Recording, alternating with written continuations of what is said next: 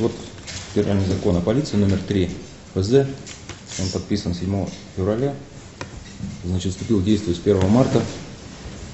Значит, кроме того, президент подписал 7 указов, регламентирующие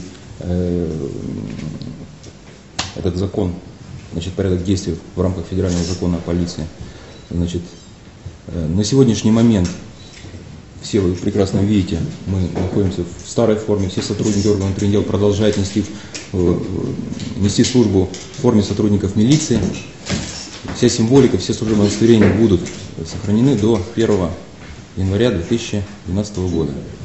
Значит, переаттестация, до момента переаттестации сотрудников все звания, все должности сохраняются. Значит, если будет вручено уведомление сотрудникам, но они должны быть вручены уведомления, сотрудник сохраняет, значит, если я сейчас полковник милиции, я буду продолжать нести службу до своей переаттестации, буду полковником милиции. Как только меня переаттестуют, я стану полковником полиции, если такой порядок будет предусмотрен положением прохождения службы в органах полиции. На сегодняшний день федеральный закон вступил в силу, но положение о милиции еще действует. Положение милиции 1992 года. Оно будет действовать до того момента, пока не будет принято новое положение о полиции. Значит, все увольнения, все поощрения и вся деятельность милиции будет регламентироваться этим положением. Я еще раз добавляю, обозначу, что вся переаттестация всех сотрудников пройдет до 1 июня 2011 года. До 1 июня все должны быть переаттестованы. Высший, значит, состав будет переаттестовываться, создана группа при президенте Российской Федерации, заместитель министра или заместитель начальника ГУВД, УВД по субъектам Российской Федерации будет переаттестовываться Министерство внутренних дел Российской Федерации, аттестационной комиссии МВД России, а сотрудники, проходящие службу, я имею в виду номенклатуры министра внутренних дел Республики Коми, главных управлений внутренних дел и управления внутренних дел по субъектам Российской Федерации будет переаттестовываться аттестационными комиссиями субъектов Российской Федерации. Мы на 22% сокращаемся, 1070 единиц уже выведено в резерв. В этом году до 1 октября Министерство внутренних дел переводит в резерв еще 810 единиц личного состава. Значит, нормативная штатная численность, она еще для Республики Коми не определена, не доведена. Я вам просто хочу сказать, закон о полиции приняли, сейчас есть штатное построение центрального аппарата министерства. Вы прекрасно знали, оно определено указом президента Российской Федерации. В настоящий момент проходит проходит согласование, проект штатного построения субъекта Российской Федерации. То есть, вот на сегодняшний день я как начальник штаба не знаю, какая будет структура у нас в полиции. Я знаю, что будет 3 зама министра.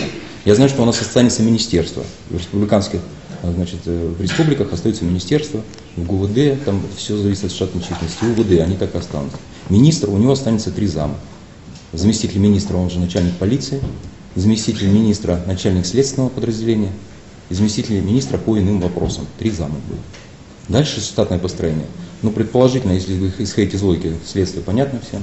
Иные вопросы, я так думаю, что это зам, который будет курировать все обеспечивающие службы, начиная от СМИ и заканчивая информационным центром, управлением связи, материально-технического обеспечения и так далее, других подразделений. А начальник полиции будет курировать криминальную, как на сегодняшний день, вернее, на прошлое время, если переносить, и милицию общественной безопасности. На днях на Первомайской на здании МВД повесили табличку полиции. Затем она исчезла. МВД нам не смогли дать внятный комментарий, почему это произошло. Можете его пояснить? Ну, понимаете, должен быть,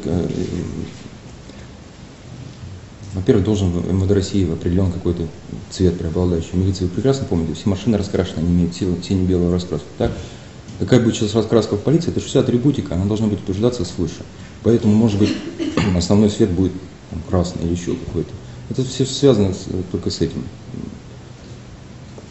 Ничего личного, политического никакого нет. То есть сверху еще никак нет.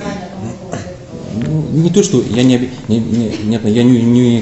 исключаю эту возможность, она останется синей.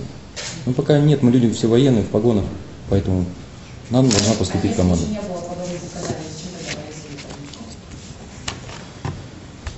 Чтобы вы как бы сфотографировали, увидели, чтобы люди поняли, что вот вступило, ну да, федеральный закон вступил в силу, все ощутили это. Сыктывкар, кстати, стал таким примером по всей России, это не осуждается никоим образом. Ну, я еще раз говорю, мы люди военные, должны соблюдать принципы подчиненности.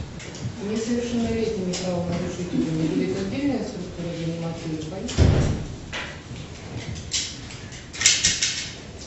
Не могу сказать. Задача полиции входит работать с несовершеннолетними. В законе о полиции это написано. И задерживать несовершеннолетних также будет. И фактически все тоже осталось. И даже порядок оповещения родителей незамедлительно должно быть. И детских учреждений, если это без родителей и дети. В принципе, порядок остался.